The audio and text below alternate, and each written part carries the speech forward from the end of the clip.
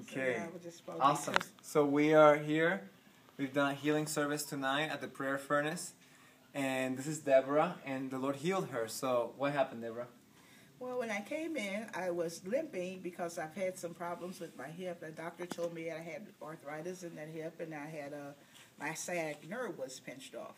And so I was limping, and my foot was numb. And so I came up for prayer, and the young ladies took me up to the front.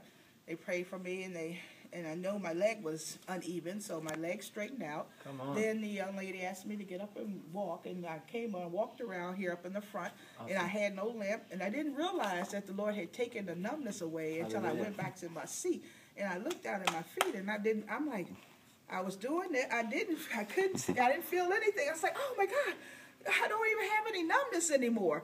And so I just cried in the Lord. It was just, oh, hallelujah. I just give God the glory for the healing. Can you give a sample of how you're walking now? Like, because you were walking with a limp, but how are you walking now? Walk without no limp. Hallelujah.